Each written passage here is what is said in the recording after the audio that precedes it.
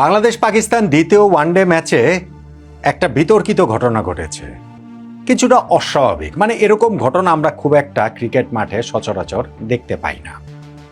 মেহেদী হাসান মিরাজ যেইভাবে পাকিস্তানের Salman Ali আগাকে run out করলেন, সেই ঘটনার কথাটা বলছি।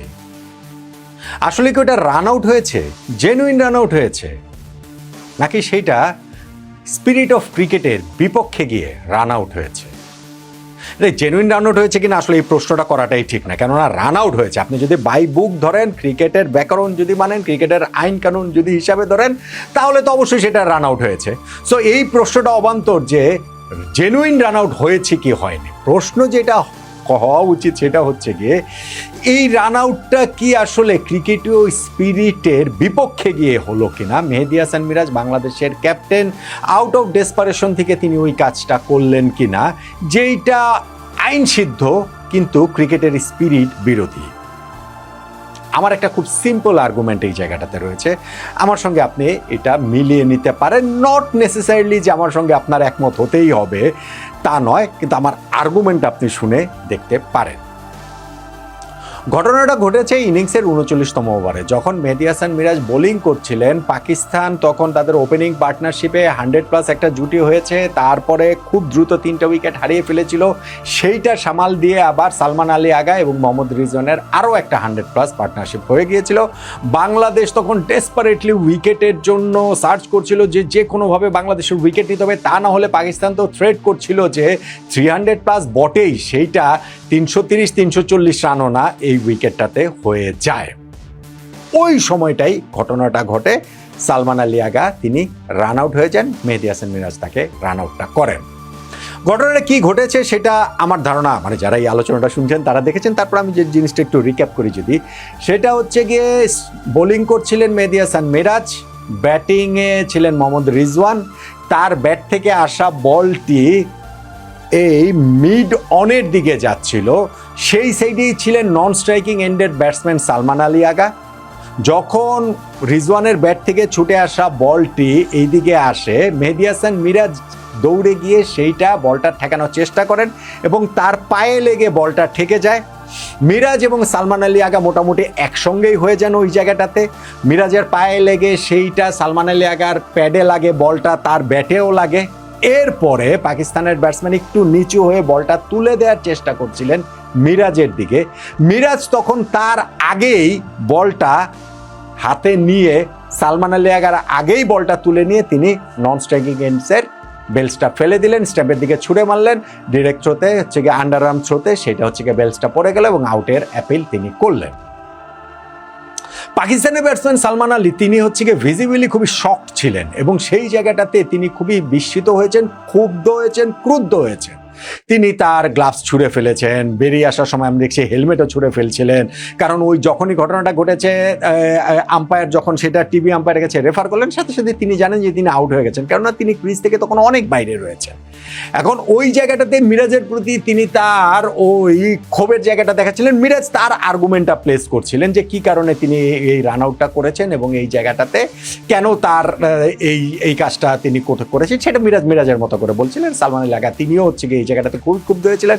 মোহাম্মদ রিজওয়ান তিনিও ওই জায়গাটাতে জয়েন করলেন। আমরা দেখছিলাম যে লিটন দাসের সঙ্গেও একটা লাগালাগি হয়ে যাওয়ার মতো অবস্থা হয়েছিল এবং কথা কাটাকাটির মতো অবস্থা হয়েছিল এবং সেই জায়গাটাতে ওই শেষ পর্যন্ত যখন থার্ড আম্পায়ারের কাছে গিয়েছে, থার্ড আম্পায়ারের কাছে তো আসলে অন্য কোনো অপশন ছিল না, যেহেতু ওই বাইরেই ছিলেন অনেকটাই ওইখানে সালমান আলী আগা। ফলে তিনি রান আউট হয়ে গেছেন এবং বেরিয়ে যাওয়ার সময় তিনি তার ক্রোধটা প্রকাশ করেছেন।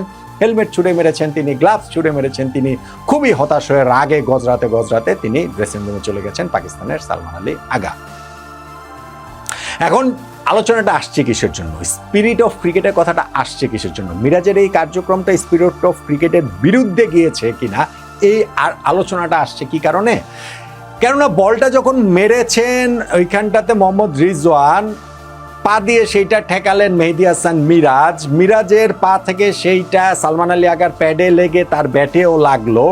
সালমান আগা ওইখানটাতে তার রান হওয়ার কোনো চান্স নেই, তিনি বরং বলটা মিরাজকে তুলে দিতে গিয়েছিলেন। মিরাজ তার আগে বলটা তুলে ওইখানটা হচ্ছে গিয়ে আন্ডার আর্ম থ্রোতে যেহেতু হচ্ছে গিয়ে বেলস ফেলে দিয়েছেন, সেই কারণে তো তিনি আউট হয়েছেন।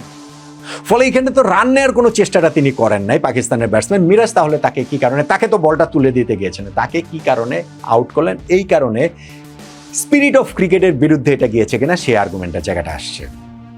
দেখুন, আমি নিজে কিন্তু খুবই প্রাচীনপন্থী মানুষ, আমি স্পিরিট অফ ক্রিকেটের খুবই পক্ষের লোক। আমি যেমন হচ্ছে গিয়ে আপনার ওই যে মান কাটিং যে আউট, এটার খুবই বিপক্ষের লোক। আমি যেমন হচ্ছে গিয়ে ওই কি বলা চলে যে টাইম আউট, আমি খুবই বিপক্ষের লোক। আমি ধরেন হচ্ছে গিয়ে ওই যে অবস্ট্রাক্টিং দ্য ফিল্ড, আমি বিপক্ষের লোক। কিন্তু এইখানে যেই ঘটনাটা ঘটেছে, সেই ঘটনাটা আমরা যদি একটু, আমি বলছিলাম আমার একটা আর্গুমেন্ট রয়েছে, সেই আর্গুমেন্টটা যদি আপনি একটু ভেবে দেখেন, তাহলে কি এটা স্পিরিট অফ ক্রিকেটের বিপক্ষে গিয়েছে কিনা সেটা আমাকে একটু বলেন তো দেখি। ধরেন মোহাম্মদ রিজওয়ানের যেই বলটা, সেই বলটাকে তিনি যেভাবে মেরেছেন, মিরাজের দিকে গিয়েছে স্ট্রেট, সেভাবেই মারলেন, সেভাবেই গেল, সেই পেসেই গেল। কিন্তু যেটা বলটা যেখানে যাচ্ছিল হচ্ছে গিয়ে মিডনের দিকে, সেটা না গিয়ে ধরেন মিড অফের দিকে যাচ্ছে। মিডনের দিকের এই সাইডটাতে, মানে মিরাজের ডান পাশে যে ছিলেন সালমান আলী আগা, সেদিক দিয়ে না গিয়ে বাম পাশ দিয়ে এই বলটা এই স্পিরিটে এইভাবেই আসলে আসছিল। মিরাজ ঠিক একই রকম ভাবে ডানে ঝাঁপিয়ে, মানে ডানে লাফিয়ে পড়ে তো তার ওই যে পা দিয়ে বলটা ঠেকেছেন, তা না করে তিনি বামে ধরেন হচ্ছে গিয়ে বলটা ঠেকালেন। সালমান আলী আগা ডান পাশে রয়েছেন, তিনি ঠিক ওরকম ক্রিজের বাইরেই রয়েছেন। মিরাজ তো তাকে ঠেলে ধাক্কা দিয়ে ক্রিজের বাইরে ফেলে দেয়নি, তাই তো? সো বলটা যদি এই মিরাজের ডান পাশ দিয়ে না এসে বাম পাশ দিয়ে আসতো, রিজওয়ানের মিডনের দিকে না গিয়ে মিড অফের দিকে আসতো, এবং এই ডান পাশটাতেই নন স্ট্রাইকিং এন্ডের ব্যাটসম্যান সালমান আলী আগা থাকতেন, ক্রিজের বাইরেই থাকতেন, এবং মিরাজ এই সাইড থেকে বলটা যদি এভাবে গ্যাদার করতেন, তখন সালমান আলী আগা কি করতেন? তিনি কি তখন ক্রিজে ফেরার চেষ্টা করতেন, নাকি তিনি ওইখানে দাঁড়িয়ে থাকতেন, বা ওই সাইড থেকে এই পাশে এসে মিরাজকে বল তুলে দেওয়ার চেষ্টা করতেন? এই পাশে এসে তার বল তুলে দেওয়ার চেষ্টা করতেন না? ঠিক আছে, এটা আমরা আর্গুমেন্ট থেকে বাদ দিয়ে দিলাম। তিনি কি ক্রিজে ফেরার চেষ্টা করতেন কি করতেন না? বলটা এই পাশে না এসে যদি ওই পাশে থাকতো, মিরাজের ডান পাশে না এসে যদি মিরাজের বাম পাশ দিক দিয়ে যেত, সালমান আলী আগা ডেফিনেটলি ক্রিজে ফেরার চেষ্টা করতেন।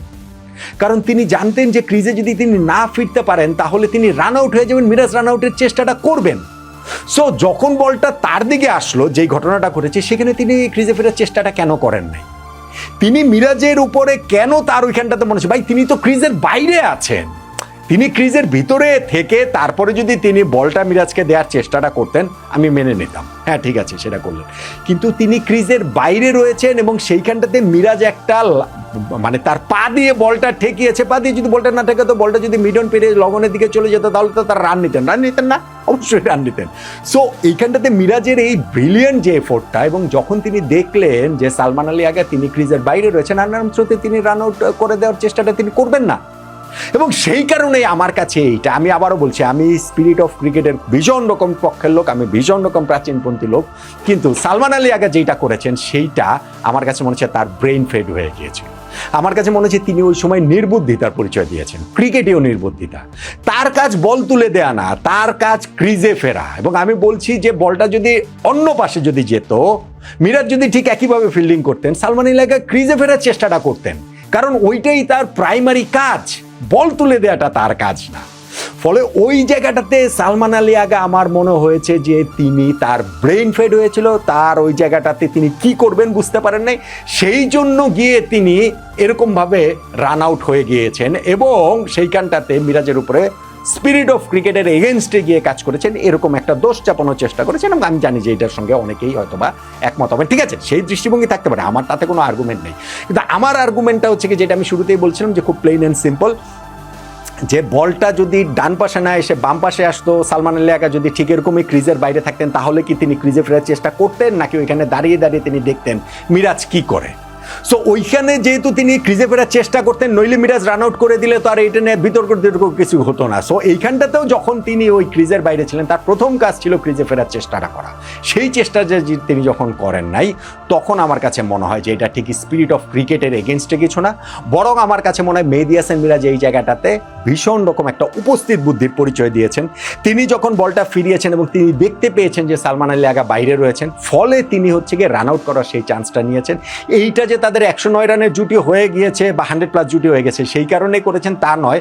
এইটা যদি ধরেন হচ্ছে গিয়ে শুধু 9 রানের জুটি হলেও এই জায়গাটাতে মিরাজ এই কাজটা করলে আমাকে বলতাম যে না, তিনি এই জায়গাটাতে তার উপস্থিত বুদ্ধির প্রমাণটা দিয়েছেন। স্পিরিট অফ ক্রিকেটের এগেনস্টে যে কিছু করেছেন আমার কাছে সেইটা মনে হতো না, এবং সার্টেনলি এই ক্ষেত্রে আমার কাছে সেইটা মনে হয়নি। বরং পাকিস্তানিরা এই জায়গাটাতে তারা ওইখানটাতে তারা তেরে ফুরে মারতে গিয়ে ওই ওভারে রিজওয়ানও আউট হয়ে গেছেন, ফলে তাদের স্কোরটা আর অত বড় হতে পারেনি। তারা বরং এই ছোট ছোট ঘটনাগুলোর মোমেন্টে যেভাবে রিয়্যাক্ট করা দরকার ছিল, ক্রিকেটীয় যে স্মার্টনেসটা দেখানোর কথা ছিল সেই স্মার্টনেসটা তারা আসলে দেখাতে পারেননি, বরং ওই স্মার্টনেসটা মেহেদী হাসান মিরাজ দেখাতে পেরেছেন বলেই আমার কাছে মনে হয়। এবং সেই কারণে আমি বলছি এইটা against the spirit of cricket আমার কাছে সেটা মনে হয় না, বরং আমার কাছে মনে হয় এইটা মিরাজের উপস্থিত বুদ্ধি বাংলাদেশের ক্যাপ্টেনের, এবং সেইটাতে হচ্ছে গিয়ে যেই স্মার্টনেসের পরিচয় দিয়েছেন সেই জায়গাটা থেকে হচ্ছে গিয়ে বাংলাদেশ এখানটাতে ওই উইকেটটা পেয়েছে বলে আমার মনে হয়। আমার আর্গুমেন্টটা আপনি যদি একটু ভেবে দেখেন, আপনি যদি ওই সিনারিওটা একবার একটু কল্পনা করে দেখেন আমি যেভাবে বললাম, তাহলে আমার ধারণা যে আপনার মনোভাবটা এমনিতে অন্যরকম হলেও এই আর্গুমেন্ট শোনার পরে একটুখানি বদলানোর কথা নয় কি বলেন তো?